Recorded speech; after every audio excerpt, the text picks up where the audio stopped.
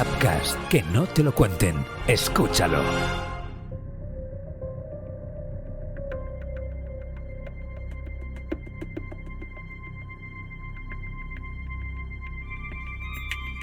¿Puede la venganza, especialmente cuando se ha infligido un mal insondable a un niño, justificarse como una forma de justicia extrema? En la entrevista a Asesinos de hoy, esa pregunta va a estar rondando nuestra cabeza de forma constante. Victoria Coleman es una conocida sentenciada por doble asesinato de Cleveland, Ohio, Estados Unidos, en 1960. Sentenciada a muerte por el asesinato de un compañero de celda en prisión. Su nombre auténtico era el de Joel, y evidentemente era un hombre. En los últimos años de vida se cambió de nombre, aunque no de forma legal, ya que en aquella época no estaba permitido. Jamás conoció la bondad y el cariño por parte de nadie, solo el martirio y la mala vida. Durante sus 40 años de vida fue condenada por robo, agresión grave, tenencia ilegal de armas, 2 cargos de homicidio grave, posesión de droga y un largo etcétera de delitos. Un historial de desgracia casi desde el primer día de su vida. Sin madre, fue maltratada por su padre durante toda su infancia y utilizado de recadero y esclavo para sus fechorías. De correccional en correccional, de problema en problema.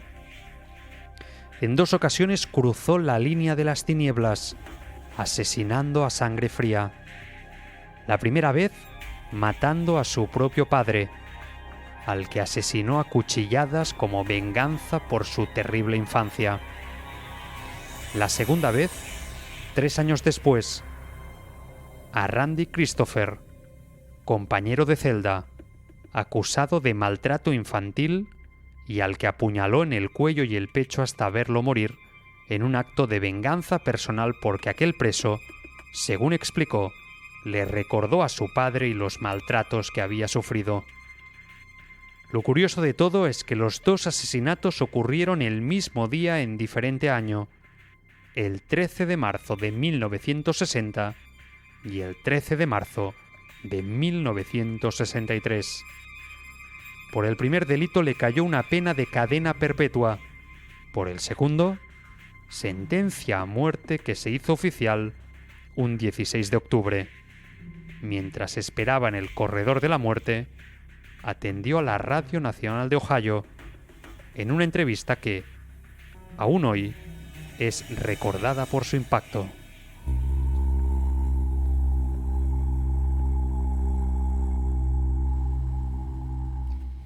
Buenas tardes, Victoria. Gracias por acceder a esta entrevista.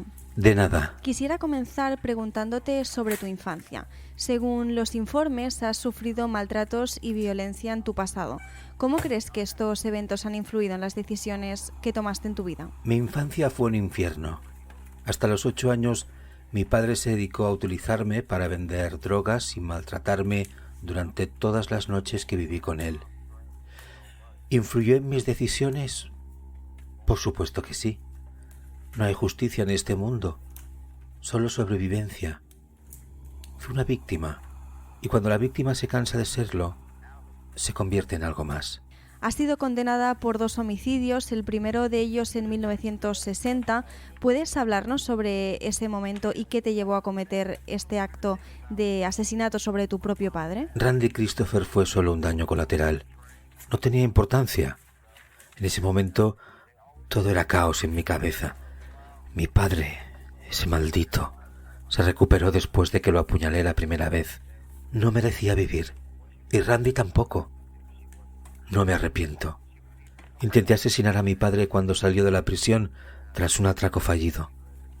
Me encerraron 3 años por ello. Al poco de salir, me llamó al centro de acogida en el que estaba y me dijo que quería arreglar las cosas. Al llegar al lugar donde me estaba esperando, estaba drogado y bebido. Era asqueroso. Le ataqué. Solo quería acabar con él por todo lo que me hacía pasar. Pero sobrevivió. ¿Y qué pasó entonces? Me encerraron durante años en un centro de menores. Allí comprendí realmente cómo era el mundo en el que vivíamos. El ser humano es malvado. Jamás nadie ha tenido un solo gesto de cariño conmigo. Al salir, mi padre estaba encerrado en la cárcel de nuevo. Algo de drogas o agresión, no sé muy bien, no me acuerdo. Cuando supe que iba a salir, lo esperé en la puerta de la prisión y entonces acabé con él. Esta vez sí. Y te condenaron a cadena perpetua por el asesinato. Tenía antecedentes y eso fue clave. Durante el juicio no mostraste arrepentimiento alguno. Lo dejé claro. Quería hacerlo. Ese hombre me había fastidiado la vida. Háblame de los ataques a tu padre. Mi padre me estuvo maltratando toda mi vida. Cuando era una niña, bueno, en ese momento un niño, jamás tuve un adulto que me educase. Ahora lo veo. En ese momento no lo veía. Al salir del colegio tenía que hacer encargos para él, ladrones, drogadictos, sicarios, ese tipo de gente. Cuando lo detuvieron estuve años en colegios de acogida, sin familia, sola. Me tuve que buscar la vida. ¿Alguna vez le dijiste que te sentías una mujer? Sí, muchas veces. Pero no quería escucharlo. Me llamaba engendro, maricón, y me pegaba hasta que se quedaba dormido. Dejé de intentarlo. ¿Te encerraron en el correccional? Sí, tuve unas cuantas peleas con niños mayores en esa época. No pudieron conmigo. Pero tras 3 años tu padre salió de prisión. Así es. Fuiste declarada culpable de ambos delitos y condenada a cadena perpetua. ¿Qué pasó en tu mente durante esos juicios? ¿Te sentiste arrepentida en algún momento? ¿Arrepentida? Esa es una palabra para débiles. No, nunca me arrepentí. Solo me arrepiento de no haberlo hecho antes. En los juicios todo era en juego.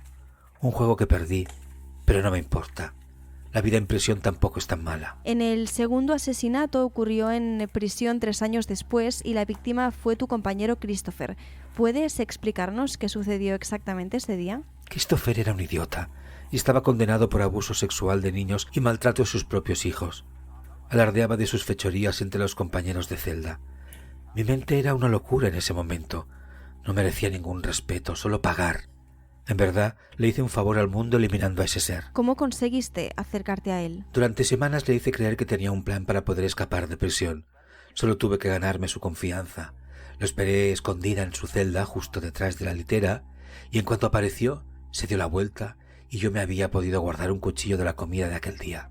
Ese fue su final. ¿Tuviste dudas? Ninguna. ¿Ninguna? Solo tenía claro que debía liberar al mundo de ese condenado. ¿Cómo fue el ataque? Le apuñalé en el cuello. Fueron... no lo sé, quizá 2 o 3 puñaladas. El cabrón aún se mantenía en pie tras aquellos ataques. Era un hombre fuerte. Después creo que le clavé el cuchillo en el pecho. Fueron 10 o 15 puñaladas hasta que dejó de respirar. Me sorprendió que tardaran tanto en venir los agentes. ¿Qué hicieron contigo? Me llevaron al aislamiento y esperé el día del juicio. Todo el mundo me miraba diferente en prisión tras aquello. Me tenían miedo, pero no entendían nada. ¿Qué no entendían? Les había librado de un riesgo para sus hijos. Entiendo. No lo entiendes. Quizá no, tienes razón. No lo haces. ¿Te condenaron a muerte? Las consecuencias son para débiles. La muerte no me asusta, y tampoco la justicia. La sociedad no me entiende y no me importa. Solo soy una jugadora en este juego retorcido. La muerte solo será otro acto en mi obra maestra. Ha estado en juego desde el principio. La muerte no es nada nuevo para mí. Es solo otro capítulo, como te dije antes. Si quieren verme morir, que así sea. No cambiará nada. Has rechazado todas las apelaciones. ¿Por qué tomar esa decisión? ¿No buscas alguna posibilidad de evitar la pena de muerte? Las apelaciones son para aquellos que aún tienen esperanza. Yo no la tengo. La sociedad ya decidió mi destino, así que ¿para qué prolongar lo inevitable? Si quieren ejecutarme, que lo hagan. No cambiará nada. Muchas personas se preguntan si hay algún remordimiento en ti, si sientes empatía por tus víctimas o también por sus familias. ¿Qué les dirías a aquellos que buscan comprender tu perspectiva? La empatía es para los débiles. No tengo remordimientos. Ese desgraciado merecía morir. Fue sentenciado por violación infantil. ¿Comprensión? Nadie entenderá mi mente y no necesito que lo hagan. ¿Hay algo que desees expresar a las familias de tus víctimas? ¿Qué podrían querer escuchar de mí? Las palabras no cambiarán nada. La vida es cruel y solo he jugado según sus reglas retorcidas. que encuentren su consuelo donde puedan. ¿Hay algo que quieras decir al mundo antes de que se lleve a cabo tu ejecución? Al mundo le doy mi indiferencia. Aquellos que buscan entenderme que se pierdan en su propia confusión. La muerte es solo el final de un juego y yo ya he jugado bastante. Victoria, algunas personas especulan sobre tus motivaciones. ¿Puedes compartir algo más sobre por qué elegiste cometer esos crímenes, especialmente en fechas tan simbólicas como el día 13? No hay razón en la locura, solo acción. El 13 es solo una fecha, una coincidencia en mi agenda. La gente busca significados, pero en realidad solo me divertí un poco más esos días. No me lo creo. De verdad, fue casualidad que los dos ataques fueran el mismo día de diferentes años. ¿Hay algo que sientes que la sociedad debería entender sobre ti que quizás no esté claro en el informe o en los juicios? La sociedad nunca me entenderá. Están demasiado atrapados en sus ilusiones de moralidad. Yo solo soy un reflejo oscuro de lo que todos llevan dentro, pero se niegan a aceptar. Entender es mejor que se aferren a sus ilusiones. Yo estoy acabada. Algunas personas argumentan que las personas pueden cambiar. ¿Crees que existe alguna posibilidad de redención para ti o estás resignada a tu destino? Yo no cambio. No hay vuelta atrás. La única redención que existe para mí es la muerte y estoy lista para abrazarla cuando llegue. Hablemos de tu tiempo en prisión. ¿Cómo describirías la vida tras las rejas y cómo influyó en tu comportamiento? La prisión es un campo de batalla. O matas o mueres. Yo elegí matar. La violencia es la única moneda de cambio que realmente importa. ¿Cómo influyó en mí? Me volví más fuerte, más despiadada. Sobreviví. Victoria, has mencionado la palabra juego varias veces para describir tus acciones. ¿Podrías expandirte un poquito más sobre esta metáfora? ¿Cómo ves tus crímenes? ¿Como un juego? La vida es un juego y todos somos jugadores, ¿verdad? Yo simplemente juego de manera más directa.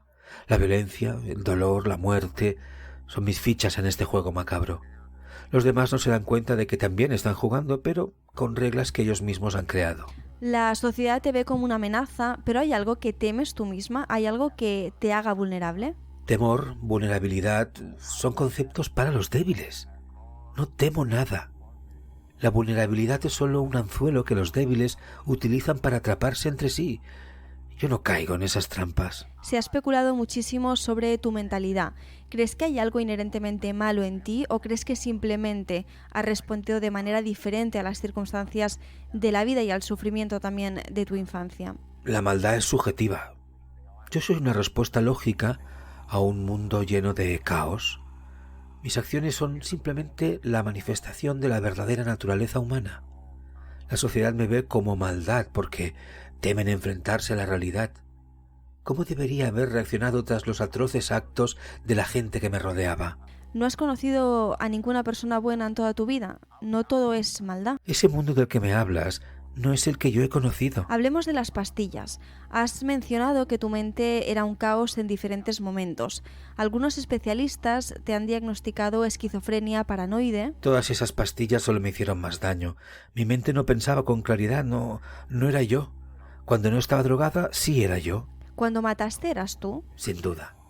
Ojalá tener siempre esa claridad mental. La esquizofrenia, es solo otra etiqueta que la sociedad usa para etiquetar lo que no entiende. Mi mente es clara, más clara que la de aquellos que se aferran a la falsa seguridad de la realidad. La paranoia es solo una forma de sobrevivir en este juego torcido. ¿Cómo crees que tus problemas mentales te han afectado tu relación con la realidad y con las personas que te rodean? La realidad es subjetiva, ¿no crees? Mi percepción del mundo es más auténtica que la de aquellos que temen enfrentarse a la verdad. Te han recetado medicamentos para tratar tus problemas. ¿Cómo crees que estas pastillas han afectado tu percepción y comportamiento? ¿Sientes que te han mantenido aislada de lo que es la realidad? Las pastillas, esas pequeñas ilusiones de control, no me tienen aislada. Simplemente nublan la claridad de mi mente. Es como una capa fina de niebla sobre la verdad cruda. Pero no importa cuánto intenten, no pueden mantenerme alejada de lo que realmente importa.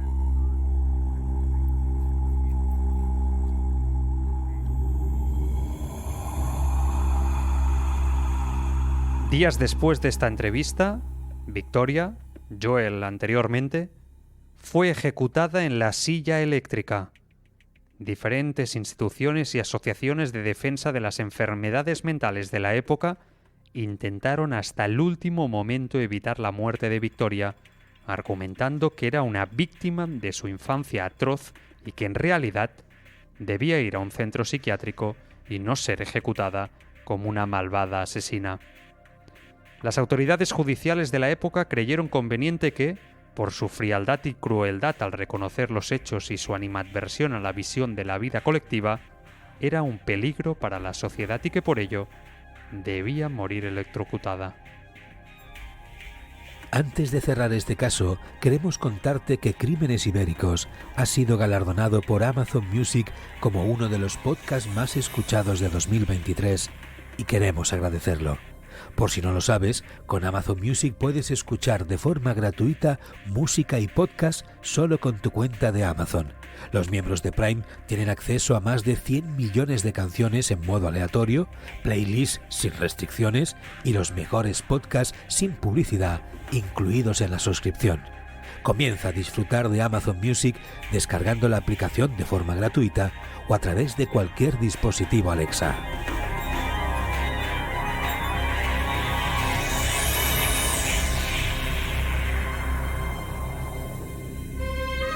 Upcast, que no te lo cuenten. Escúchalo. Si te está gustando este podcast, si no te pierdes ningún episodio, ahora te lo puedes llevar contigo. Llévate su camiseta, su taza, su funda para el móvil y muchísimos más productos. Descubre merchapod.com, la ropa, los complementos, el merchandising de tu podcast favorito.